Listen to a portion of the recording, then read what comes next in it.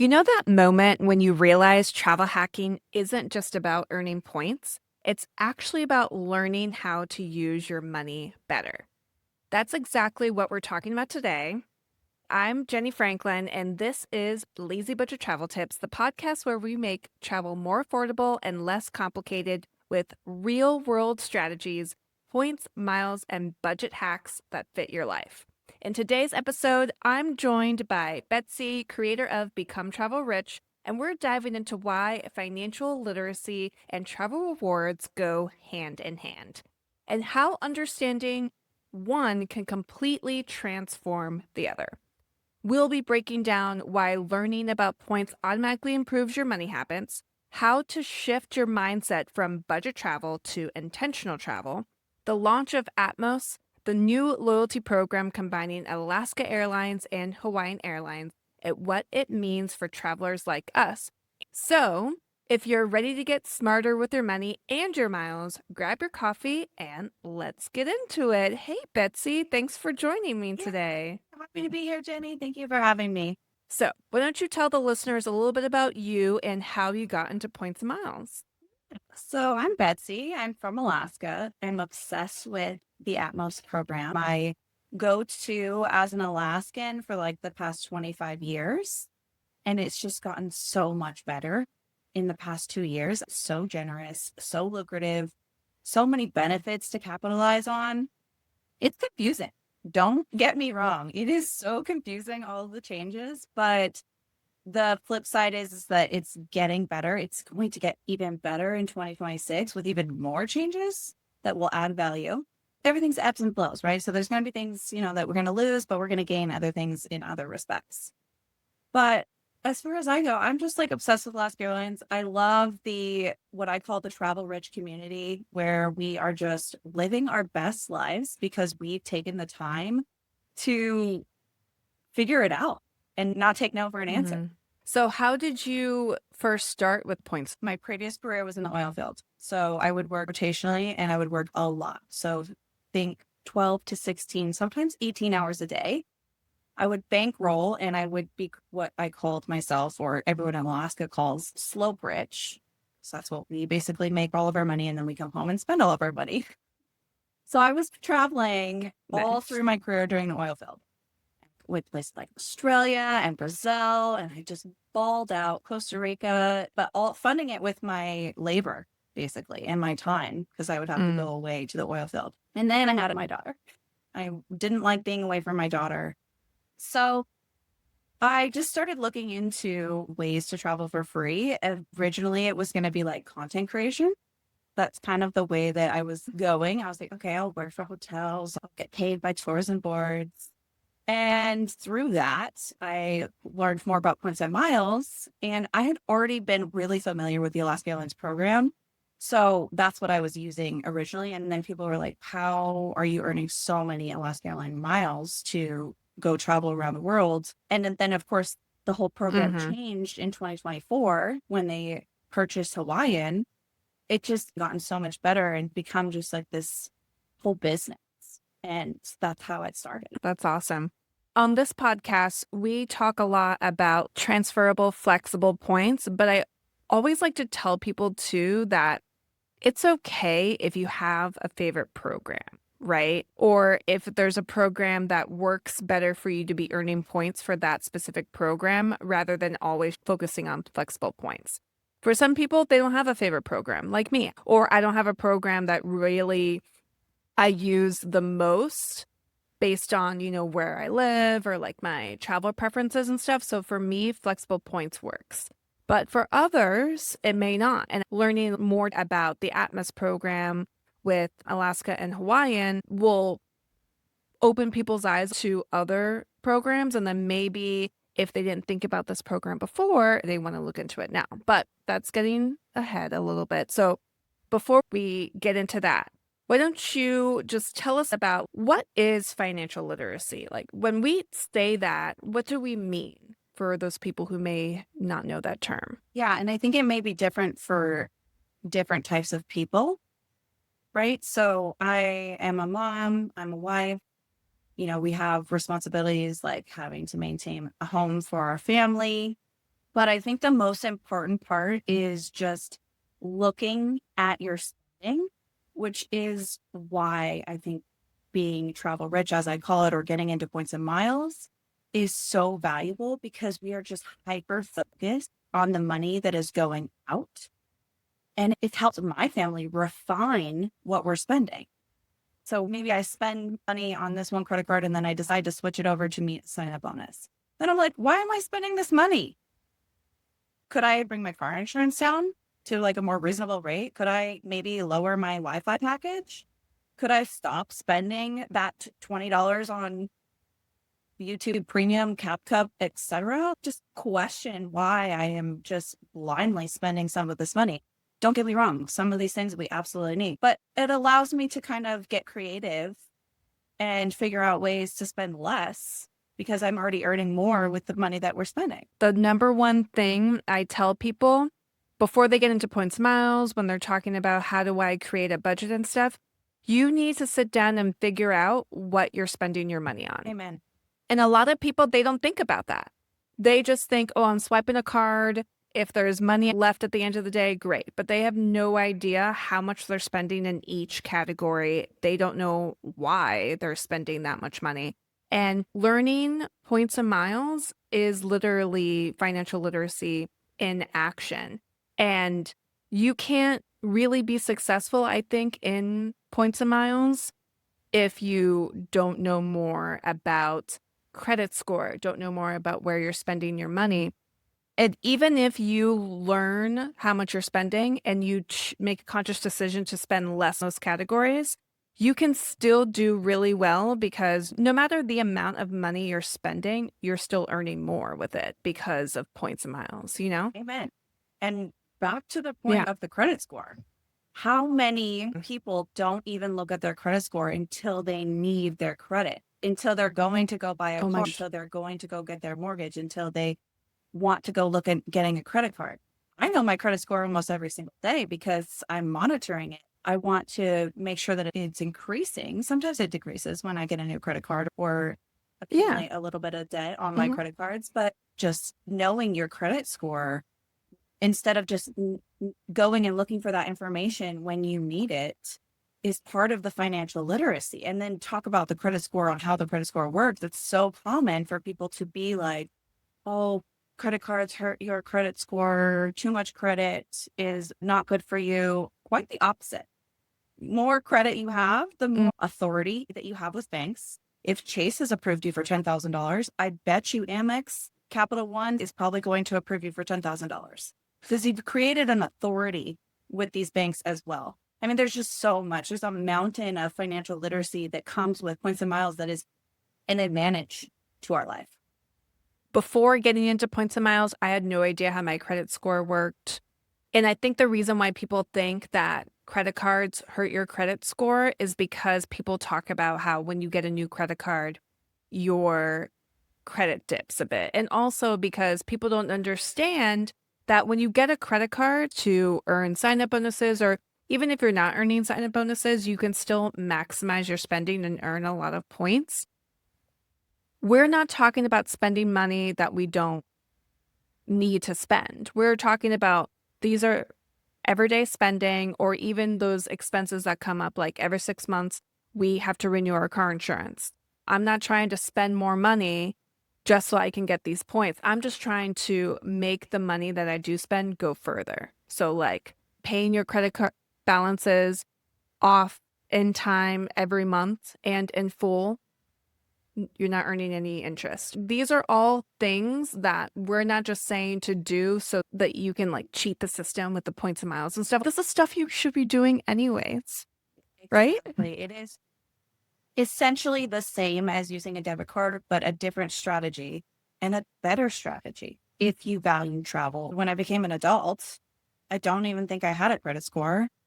I had a Sephora card, which I still have today, and I'm not going to cancel because I got it when I was 18. And if you know, you know. Now we're having the conversation about credit and credit scores. And my daughter, when she turns 18, she will have a great credit score because I am paying attention to her credit now.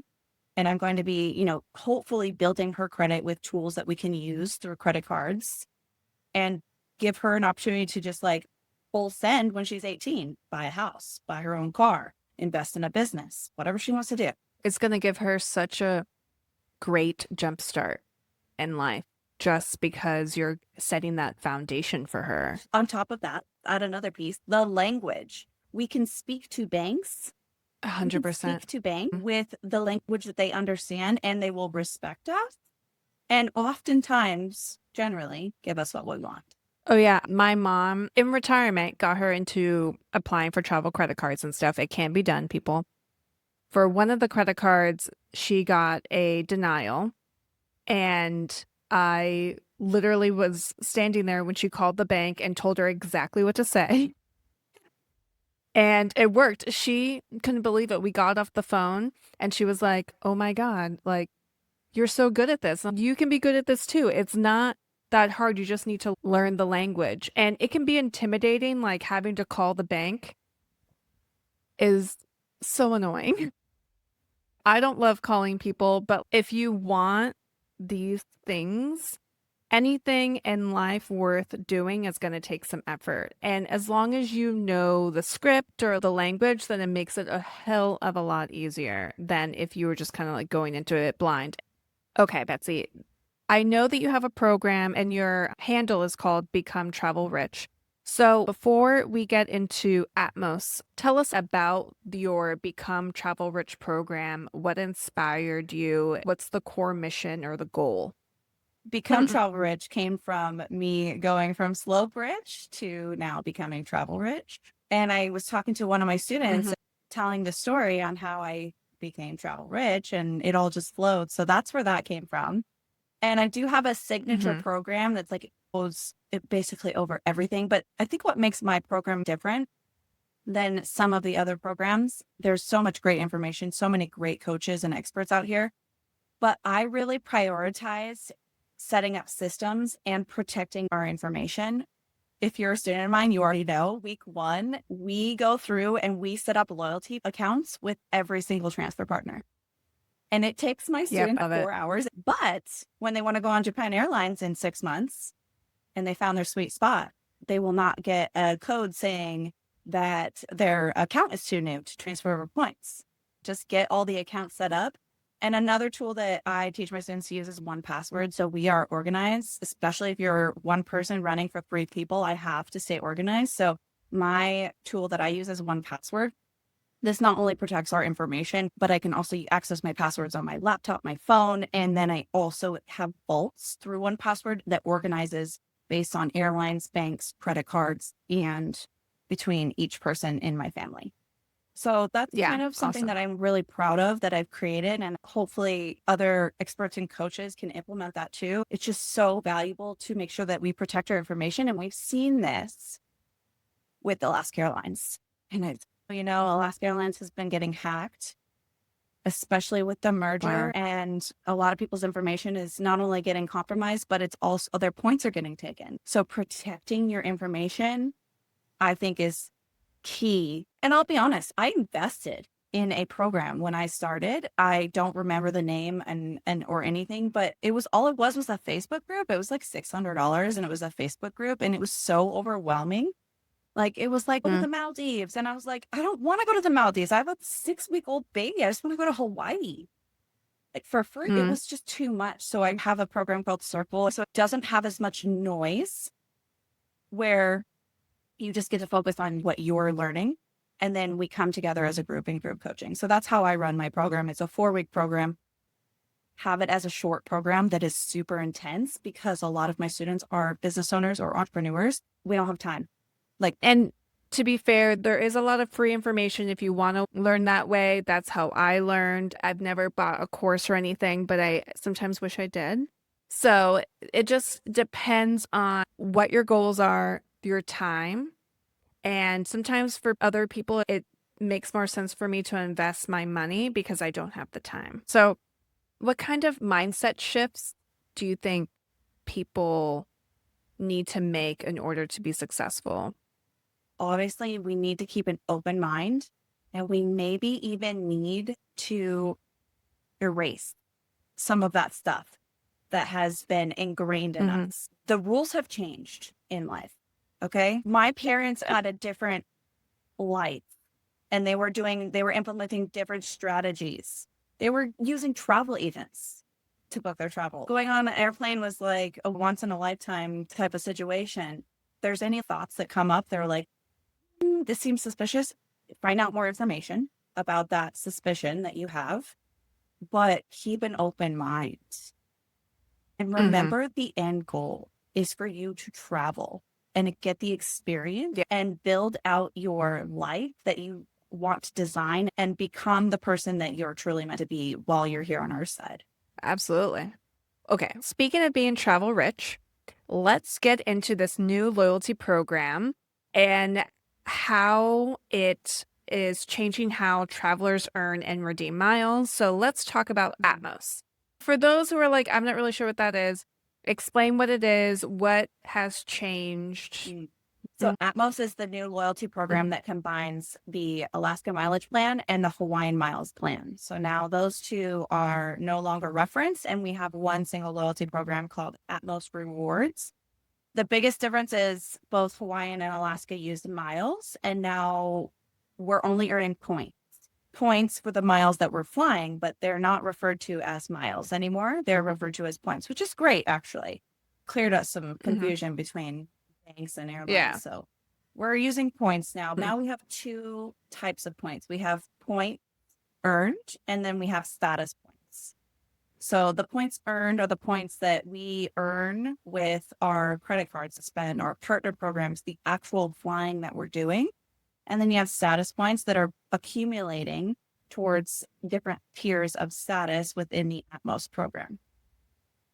As of 2025, the tiers for status are now renamed, not super anything like, woo, crazy. Actually, in our community, we still reference them as the old names just because it's kind of nostalgic and we want to keep a little bit of the nostalgia there. So there's silver, gold, platinum, and titanium or the new status for Alaska Airlines. The biggest changes with the status is in 2026, it'll require a few more status points to earn the top two tiers. The platinum will increase by 5,000 points, and then the titanium will increase by 35,000 points. However, with that being said, if you have Atmos status this year, either the platinum or titanium, they are starting you out with a head start. Additionally, Mm. on top of that, as you're earning status on Alaska Airlines, you're earning what we call milestones. To earn status in 2026 with Alaska Airlines, you're going to need 20,000 status points for the first, 40,000 for the second, 75,000 for the third, and 135,000 for the fourth, the highest tier. And so on the way to earning those status points, we're earning milestones. And in the milestones, which there are, I think it's, let's start with 10,000, 30,000, 55,000, 85,000. And then there's quite a few that go all the way up to almost 200,000. These are for the milestones. Okay. Inside of those milestones is like 4 to 5 different perks. Random. They're so random. Like, okay, here's 750 miles, or here's a guest upgrade on an Avis rental. They're so random. You can find them on their website. There's like Mm. 4 to 5 in each milestone. So we're able to earn kind of like a little bit extra on the way to get status. The other part of the status is we're now able to earn status on award travel, right? So say I'm going to book a trip to Florida to see you with my points. I'm going to earn all the Mm. miles towards my status as I'm flying there and back to Alaska, which, believe it or not, is a Okay. tool that a lot of my students use because if they're doing a mileage run, I always have them go to Miami or Fort Lauderdale. It's a little crazy, but status is really valuable for Alaskans. If you're someone listening to this podcast and you're like, I am not familiar with Alaska or with Hawaiian, why is this currency so valuable? What kind of redemptions can I get? Why do people want to earn The these points? redemptions on the partner program. So Alaska Airlines is partnered in the One World Mm. Alliance along with total of 30 airline partners, and it ebbs and flows. So that number could change. Wow. And there's like a little bit of a war happening between the Delta and Alaska. So it's like they're kind of giving ultimatums to certain partners to pick who they're going to stick with. And anyways, it's Oh, drama. drama. They're fighting over the hut. Seattle being their hub. And if you follow me, I will avoid that airport, especially during the wintertime, because it is so chaotic. I hope one day in my lifetime it becomes a beautiful, like Singapore airport or something like that. But as of right now, it is the bane of my existence when I travel, to the point where I'm flying home from New York this Christmas. I'm flying home in December, and I'm flying to Honolulu and then to Anchorage, because I do not want to go to Seattle during the holidays. I'm not the only person that says this. I mean, it's the worst. It's not the experience that I want when I'm traveling. I'm flying to Thailand in November. You have to get on the Starlux flight. So Starlux is a really coveted airline, and that we can book with Alaska Airline points. Actually, at this What? time, there's a sale for Alaska Airline points where you can fly from Seattle to Thailand or to the Philippines for 30,000 points in economy. So Wow. yeah, Whoa. it's like valuable. That ticket I think I looked at was like, last time I looked, it was like $1,100 just one way. That's So insane. there's the That's insane. value. Insane value there. So yeah, you're Yeah. gonna be able to book on Starlux. You're gonna be able to book on Condor. That's my like. I'm such a Condor girly because Condor's given me business class so many times with Alaska Airline points. It's just like, oh gosh, I really hope that maintains. There's Like, supposed to be yeah. like this budget airline, but it's really nice Mhm. business class, and it gives you Lufthansa business class lounge access in Frankfurt, and it has a full kids play area. Not a tiny room. It's got a TV room. It's got a coloring station. It's got a whole makeshift airplane area where they can play. It's insane. Like That's amazing. I knew that you could use Alaska Airlines for like really good partners and stuff, but I didn't know like the full scope of it. good. And I hope it doesn't change. There is a devaluation coming. There's no doubt in my mind with the amount of miles that they've been just shelling out, both between status Mhm. points and that new credit card, the Atmos Summit card. The biggest value is that 100K sign-up bonus, a 25,000 companion award certificate, which means that flight that I just told you about on Starlux for 30,000 points. You can The bring someone second with you. person would be 25,000 points off. So we would be flying, if there were two people, you would be flying for 35,000 points from Seattle to Bangkok. So what are some other benefits? I mentioned is the 3 times the points on all foreign spend. So when I go to Thailand at the end of this month and go to Germany at the end of December, we're going to get 3 times the points on anything that we're spending on. So it's like mindless, right? Yeah, that's great. Points back. And then a feature that for people who are not Alaska Airlines elites, it unlocks same day changes for free. So with Alaska Airlines, you can change your Nice. flight for $50. 24 hours before your flight, and then get on a better flight if there's seats available. It does come with my elite status, but it allows me to book really crappy, cheap flights. And then the day before, change to like a day flight that leaves at a reasonable time. I don't do red eyes, but I book them all the time because they're cheaper. And then I get on like the day flight that's at like 10 or 11 a.m. and I don't pay any money. But the credit card unlocks that for you if you don't have elite status, which is Awesome. thousands of dollars, especially coming to and from Anchorage and New York, because it's so expensive. What's the annual fee on that card? $395. Oh, Comes with that's lounge passes, reasonable. and the easiest way to get over that annual fee is it comes with 8 lounge passes. 8 lounge passes equals $520. So right there, just getting access to the Alaska Lounge, if you don't have it already, that eliminates the annual fee. Yeah, if you use those passes, then every other benefit you're using is just icing on the cake. Yeah. And how are the Alaska Oh, lounges? gorgeous. Most of them are brand new, but they've been remodeled. They're continually expanding. I will say right now they're really packed, especially with this credit card coming out. But they're always expanding them. From my understanding, with the Alaska lounges are just, it's an amenity to bring people to Alaska Airlines or maybe into their ecosystem. But they are beautiful, and they're planning more and more. I think there's probably 3 that they're either expanding or opening in new airports. For those listening, who do you think would benefit the most by getting this credit card or even just getting into this program? Anybody who wants to travel internationally. There you go. Let's just break down my future trip so that way it makes sense. Seattle to Thailand 30,000 points per person, less than $50 in fees. I don't remember the exact number. And then from Thailand to Wow. Frankfurt, business class for 3. And there's still seats available on that plane, by the way, in business class, which is rare. Okay, so we're going from Thailand to Frankfurt, 13-hour flight, 75,000 Atmos points per person, and like $40. So like less than $200 for us to fly 3 people in a lay flat seat with Lufthansa lounge access at the end when we get there for 75,000 person. And then Wow. we're going to New York for Christmas from Frankfurt. So Frankfurt to JFK, also in business class for 55,000 points, a little bit higher in the taxes. And that's $210 per person. But that's notorious for Europe. They're always Mhm. charging us more for taxes, which is fine. It's probably smart on their end, why they don't have Seattle airports. But anyways, the value is there, right? Like I'm not talking about Mhm. just flying in and out of Alaska. I'm talking about flying around the world on Alaska Airlines flights, and we're spending less than $1,000, and 2 of the 3 flights are business class. Wow. That's amazing. Because I was going to ask you about like, does this partnership open up sweet spots?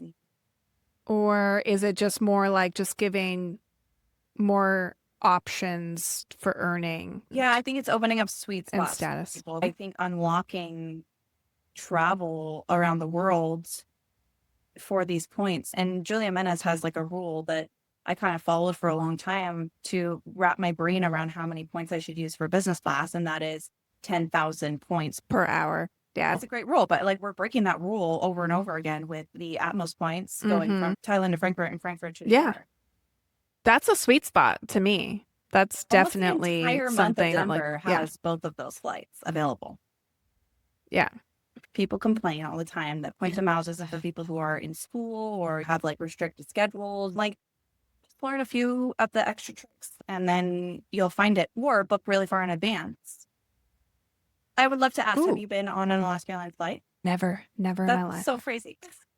I know it. And they do have a flight out of Florida, Fort Lauderdale and Miami flies direct to Seattle, which is normally super reasonable, like $230-ish.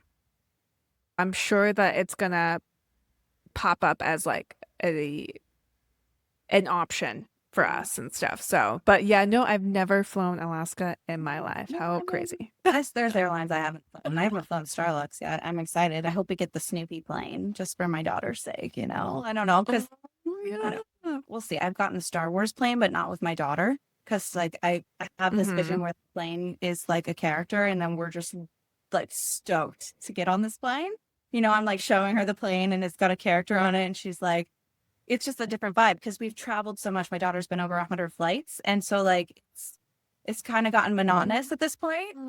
And I'm excited for the day where there's like a character You want to make on it the plane. exciting. I was like hoping it would be Stitch when we came to and from Hawaii. Yeah, no, I mean, and I'm not an av geek to where like I have to fly certain like aircrafts on certain airlines. I'm just trying to get to where I want to get to. And like for our trip to the UK, when we flew from Miami, we took advantage of a transfer bonus on Virgin Atlantic from Miami to London so that we could explore the UK. And I did choose the time we were leaving so that we could get their newest aircraft, but I wasn't going to fly to another state, you know, another airport just for that aircraft. It just happened that they were flying, had that specific one. So I just decided, like, okay, we'll pay a little bit more points for that. But for me, if it's a really cool plane, all for it. Love that. I think that's amazing for you. That's just not where I'm No, at. absolutely. See, there's so You know? many different ways to be travel rich. There's so many different strategies. There's so many styles. It doesn't have to be just because Betsy did this, just because Jenny did it, just because anybody did it. You're going to find your own way when doing this. And there's a tip that I want to give that's related to the Hawaiian aircraft because the Lehoku suites are really popular right now.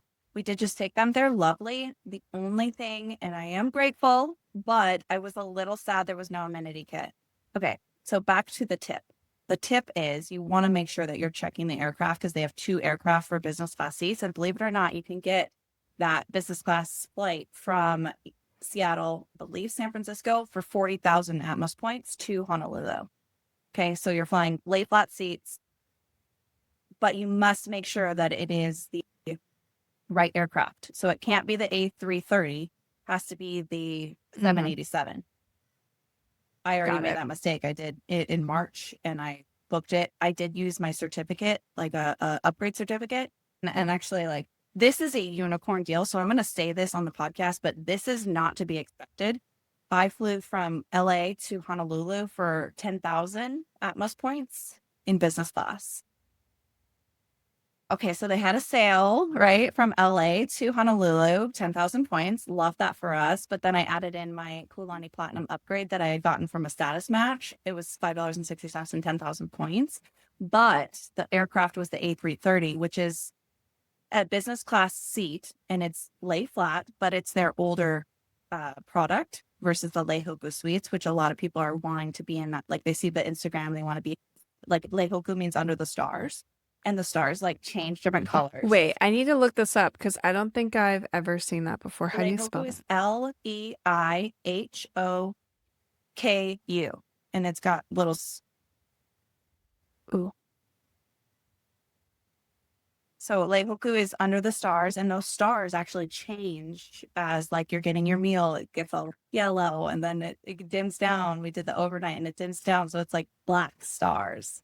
Another thing too, if there's anybody traveling with kids on the Leihoku suites, it's so sweet. It's so sweet. Two things actually, if you're traveling with kids. One, do not pick row 2. It is way too loud. If you're flying with a child in business class, be as far back as possible so that it's just like so loud. Like they're talking and my daughter's like, well, what are they doing in there? Are they making us food? Like, what are they doing? And so I made a bad choice there, but that's okay. That's why we learn and we do things and we learn from other people. But the second piece of that when traveling with a kid is they don't have a kids menu. And if you're a parent, you understand this. If you're a parent, it might be hard to understand this. This might feel like, well, you're in business class complaining. Well, they brought tiramisu cake to my daughter. And I cannot give my daughter a tiramisu cake. And that conversation with a 3-year-old on an aircraft is the reason why people don't like children on an airplane. She's like, they gave me this cake. I'm like, I'm sorry, sweetheart. You can't have this cake. It has coffee in it. No, she gave me the cake. I can eat the cake. Having this conversation just doesn't go well for anybody. That's hilarious. So it looked really cool. And I had never heard of that. So you know what? I need to look into Atmos a little bit more and see where it could take us because maybe you could take that to Japan. So you would reposition from Seattle or LA, and then they have the direct from, for sure, the Seattle. I've seen the Seattle to Tokyo on that flight specifically. I think around 75,000 Atmos points if you get it when it releases or when there's a deal. But definitely that direct from Seattle. I'm going to Japan in January. And I sound like a crazy person with the amount of travel that I'm doing, but the points are just so good. So I booked that flight from Seattle to Tokyo for 30,000 points with the sale that they had just 2 weeks ago. And then I'm going to use my upgrade certificates and go into the Leihoku suites. Oh, that's cool. I love it. Yeah, we need to sit down and look at all the points and stuff that we have and just like figure out. It's going to happen. We're going to go to Japan, What about guys. the belts? Are you doing anything with belts? I don't have the Bilt credit card and I haven't done anything with Bilt. I'm a part of the Bilt program and I was really super excited to see that they are now partnering with Rakuten, although I don't shop that much, but that was still cool because you can transfer your Bilt points to Hyatt. And so you don't need that many points to make that valuable. So that is super exciting. But what were you going to say about Bilt? That Bilt does transfer to Atmos, but like the Bilt situation with Rakuten is really cool. Like going back to 1Password's on Rakuten. So if you end up getting 1Password, go through Rakuten. I think it was at 55x. And 1Password's not that expensive. I think it's like $60 for the year. But still, points or whatever. I don't know. But back to, and even like the Hyatt stay. Like I'm in a hotel right now in Anchorage, in Midtown Anchorage, and it was 9,000 Hyatt points to stay here. And I'm in a suite. I have like a kitchenette. I have a couch with a little view.